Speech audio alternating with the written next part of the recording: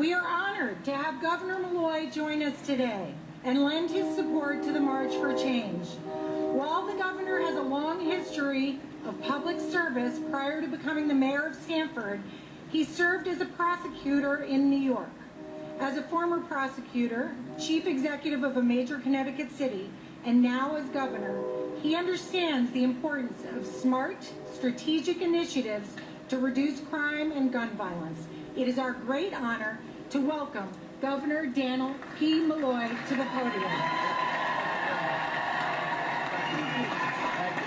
Thank you, everybody.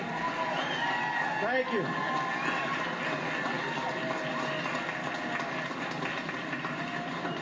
Thank you for getting on buses and driving cars and bringing friends and relatives.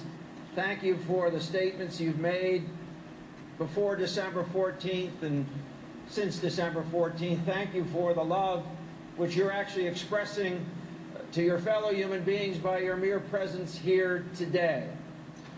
You know, we're meeting in the capital city, Hartford, a city that over the last decade has seen 500 of its citizens struck down, most by the use of guns. Many of those guns, last time we could trace them, are to a gun show sale in Virginia or Florida or some other state. Clearly the time has come. Clearly the time has come that every gun purchase needs to be approved, needs to be tracked. If you can't get on a plane without having a background check, you shouldn't be buying a gun without a background check.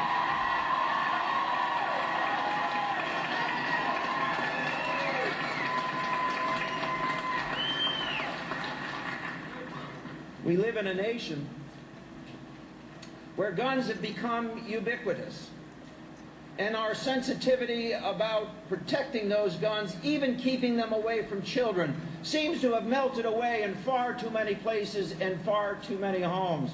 If you lock your door at night, you should be locking your gun up at night, during the day, when it's not used. Simple things. We need to hold people responsible for that. Just a few years ago in this country, it was illegal to have a magazine that carried more than 10 rounds. That was the law in this nation. The idea that a constitutional right to an unlimited magazine exists anywhere is a fallacy, and the fallacy is that we had that law, and that law was in fact enforced.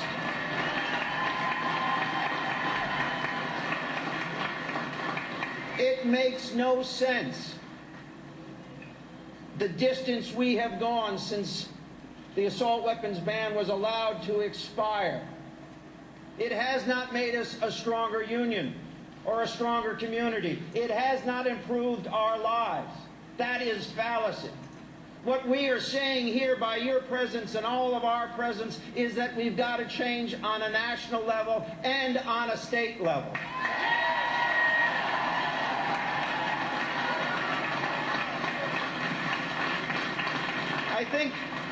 I think the President spoke poetically the other day in his State of the Union address.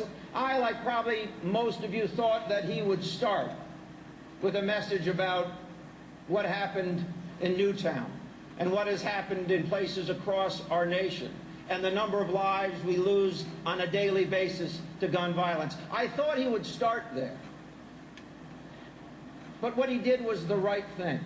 He talked about all of the policies that we need to have a stronger nation, to have a stronger economy, to get people back to work, to protect people's rights.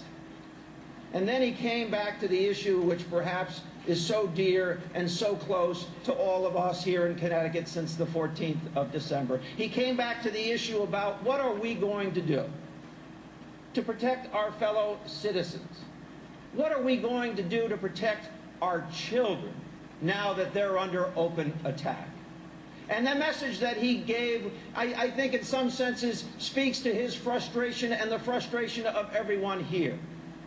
When people will block an up or down vote from a common sense principle that is supported overwhelmingly by the citizens of the United States and by the members of the NRA. Something is wrong with our politics when we can't have a vote on what we know we need to do in this nation.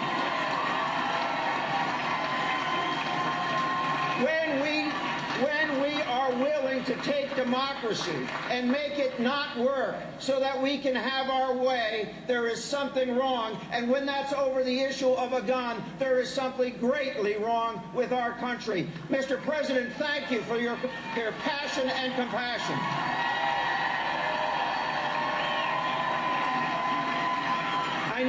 Finally, I note that the NRA thinks that the Newtown effect will go away. I think you're right. It won't. But there's also another warning in this. Every day that we delay making common sense changes on a national basis is a day in which more innocent individuals will die because we failed to act.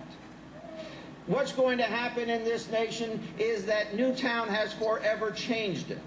The NRA cannot confuse people into believing that all gun sales should not be subject to a background check. They can't do it because the American people have seen what happens in place after place, in movie theaters, in airports, on streets in Hartford, on streets in many of our cities. We've got to change, and we cannot let what happened here in Connecticut ever be forgotten.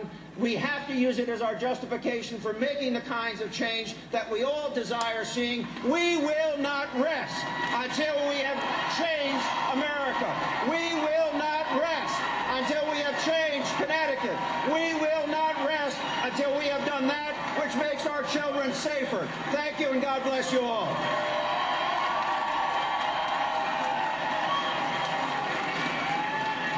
Thank you, Governor Malloy, for your leadership and for working on our behalf to make legislative change.